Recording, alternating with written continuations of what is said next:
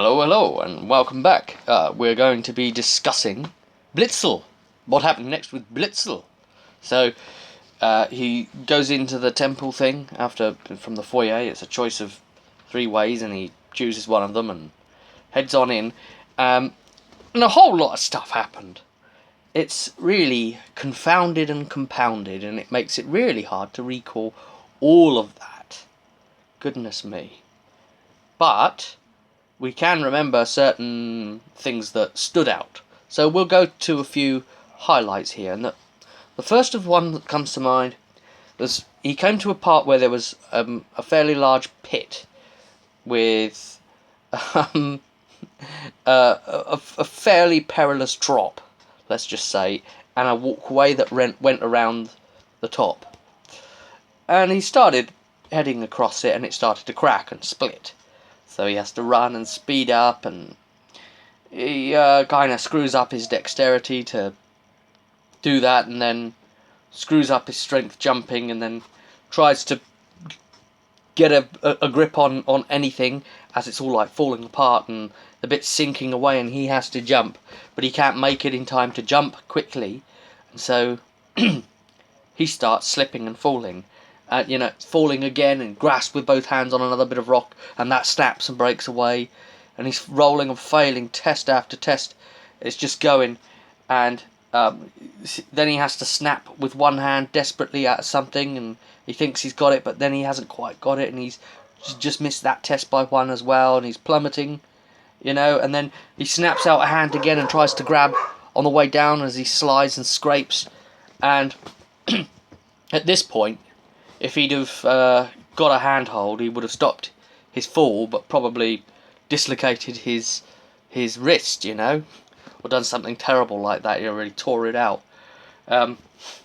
So he's trying to break his fall. It's like one of those Spider-Man's webs just being shot out and he's falling kind of moments, and all these things mid-fall, what you're trying to do to fix the problem.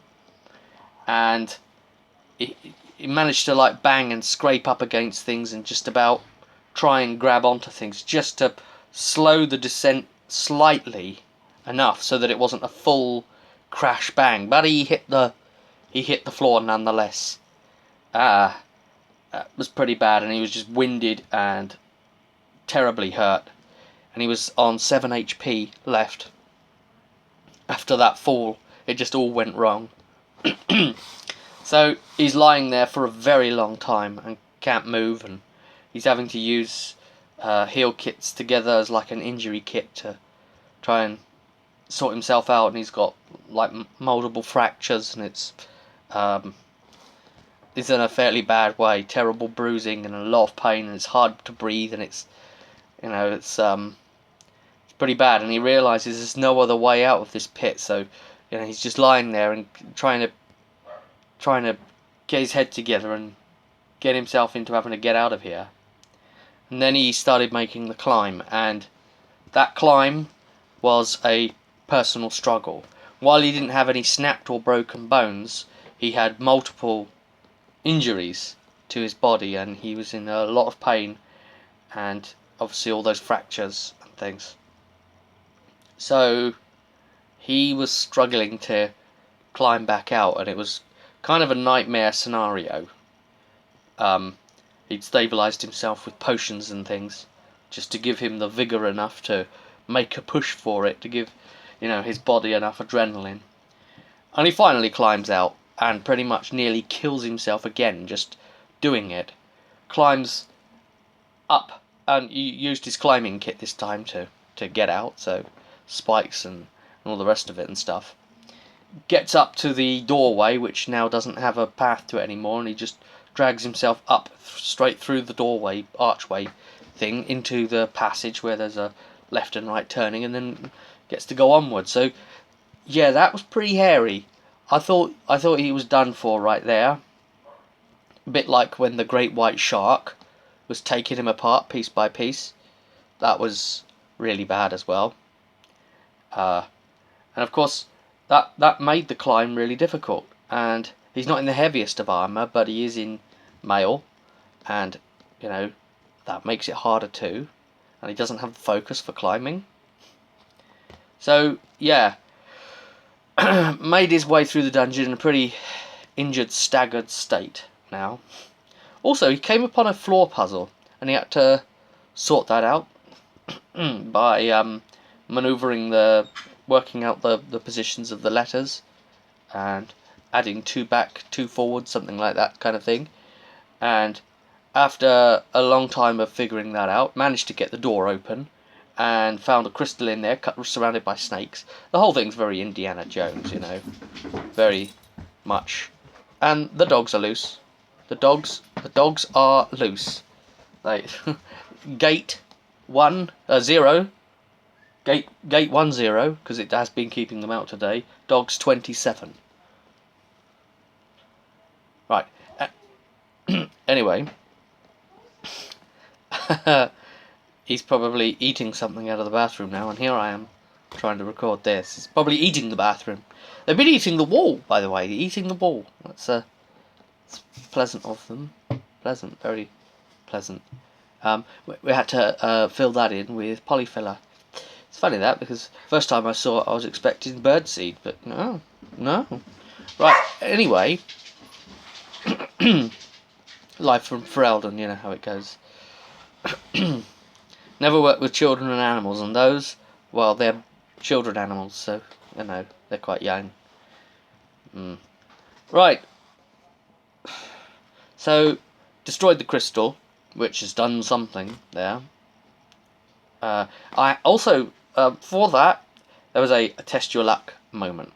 And so, the way that you know, when you GM these kind of books, you could be creative whenever it tells you to test your luck.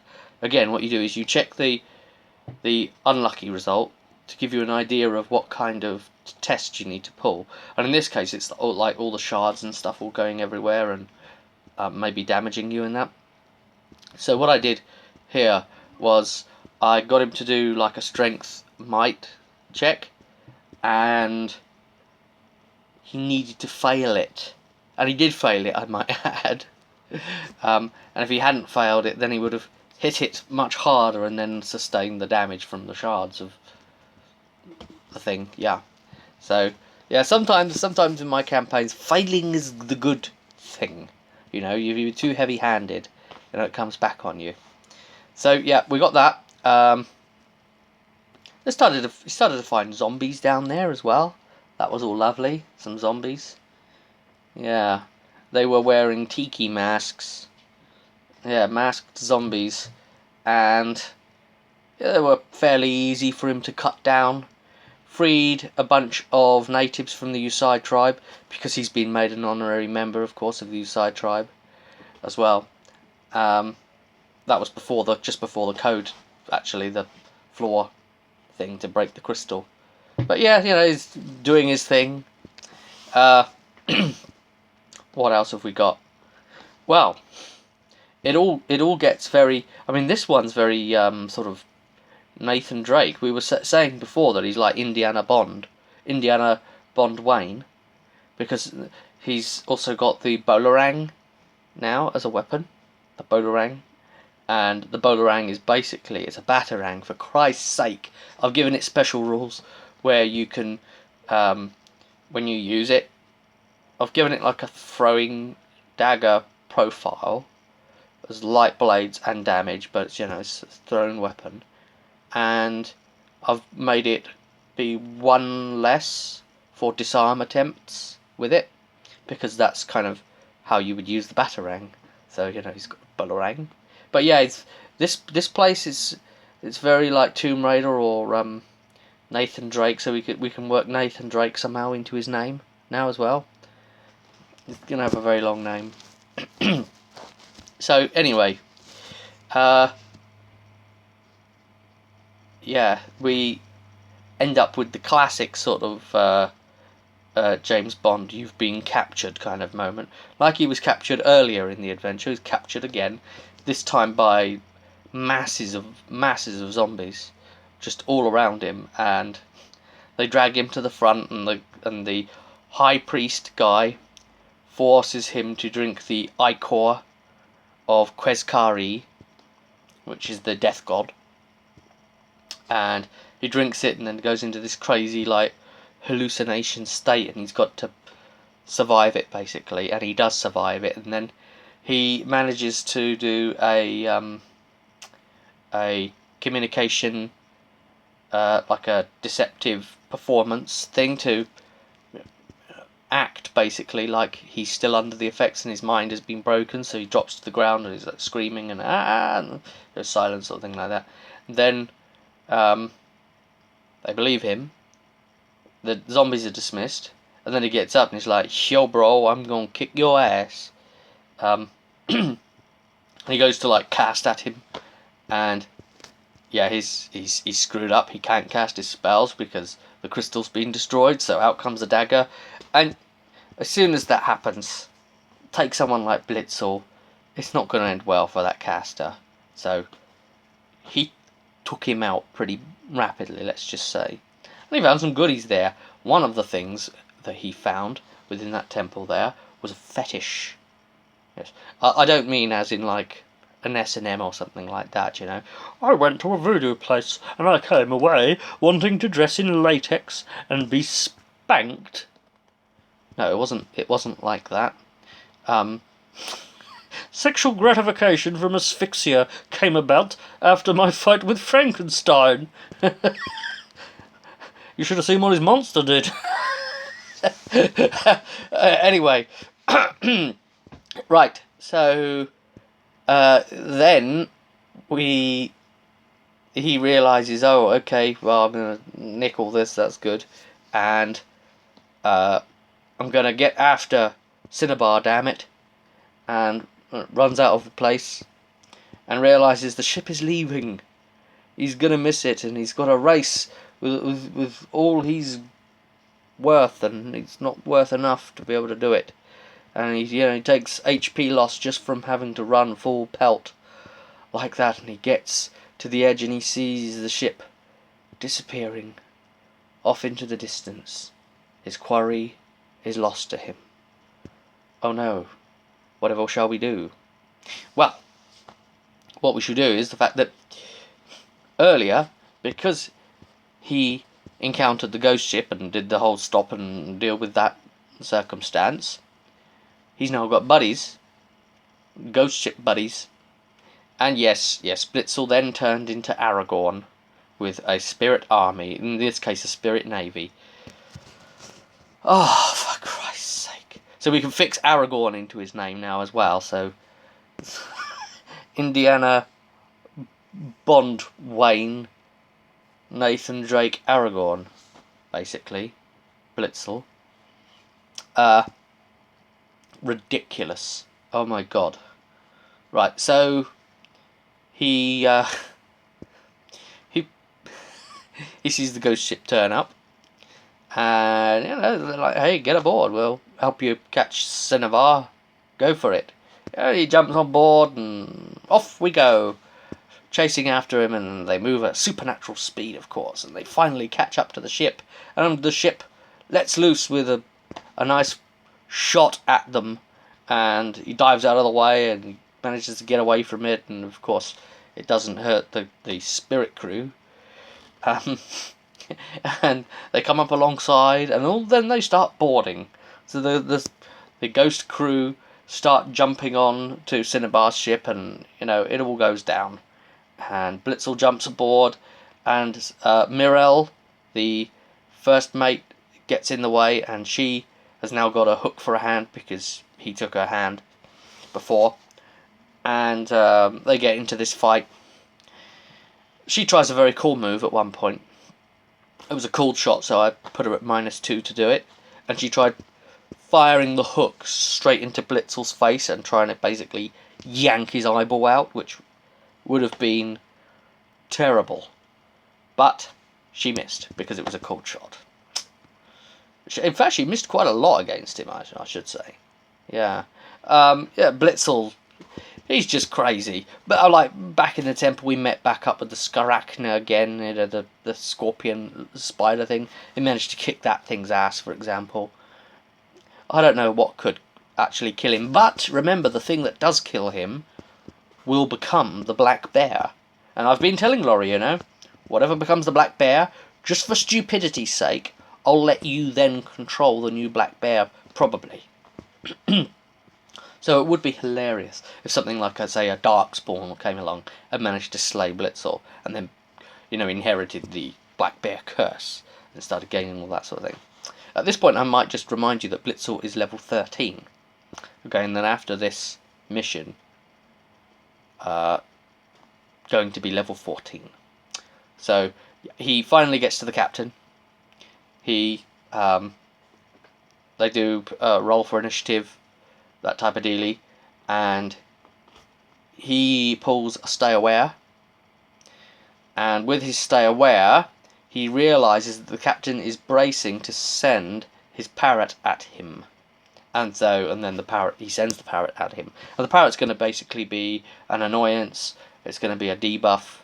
It's going to be scratching and pecking and harder to hit Captain Cinnabar.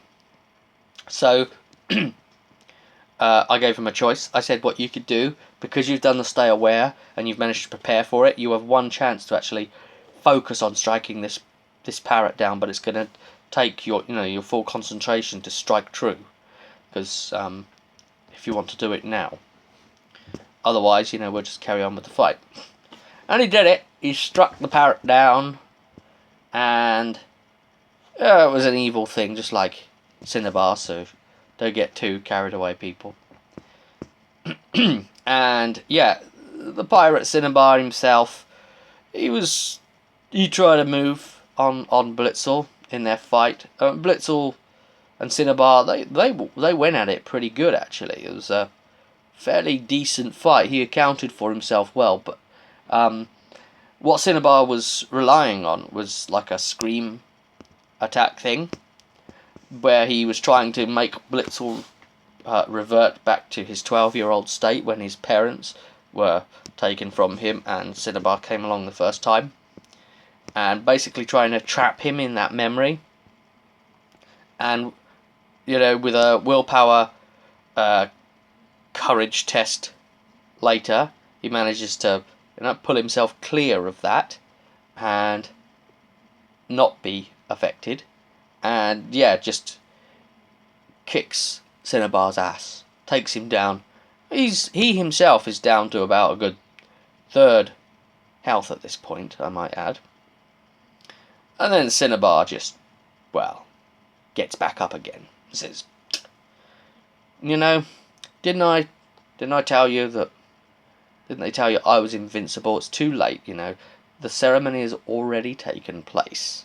What can you do now? So he came at him again. And Blitzel took out the fetish and had a little play with that, stabbed it through, because it contained the guy's heart. And of course he gave it away by saying, you can't kill me because I don't have my heart anymore. As well, anyway, so out comes the fetish and straight through the heart of that. Takes him out.